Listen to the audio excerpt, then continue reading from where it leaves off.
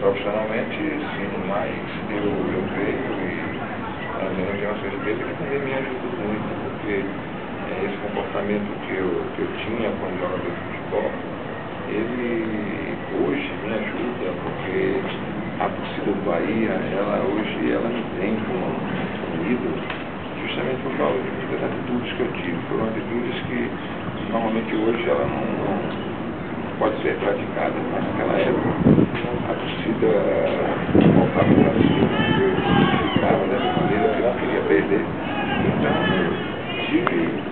tomei várias atitudes, eu me comportava de uma maneira conforme a torcida gostava. Então eu me identificava com a torcida porque eu fazia justamente o que a torcida gostava.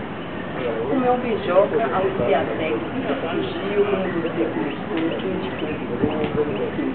Beijoca, logo, vamos começar, na verdade, quando você terminou a carreira de futebol, qual a expectativa naquele momento, até chegar hoje no final? Na verdade, quando eu encerrei a minha carreira de futebol em 91, não tinha pretensões nenhuma de ser treinador de futebol ou de trabalhar com futebol. Mas aí me surgiu a oportunidade de trabalhar primeiramente no Fluminense Feira de Santana como treinador. No qual tive uma missão muito difícil, porque eu era o treinador e o meu filho jogava no time. Então eu tive que dirigir um time que o meu filho jogava. Então foi muito difícil, foi muito complicado, mas graças a Deus fomos vitoriosos, não só como treinador do Fluminense, mas em tudo que a gente faz na nossa vida. E aí então veio depois a divisão de base do Bahia, onde eu fiquei durante 8 anos. E nesse período eu recebi convites para trabalhar em vários clubes, como a Bonfinense, na cidade de São Bonfim. Depois eu trabalhei no Juazeiro, aqui da Bahia.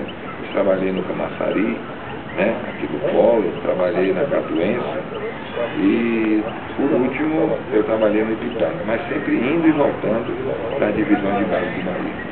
E eu nunca tive a oportunidade de trabalhar, para você ter uma ideia, nem no Júnior e nem no Juvenil do Bahia. Não tive esse convite. Mas trabalhar em times profissionais. Eu não entendi, eu não trabalhei no Juvenil, no Júnior.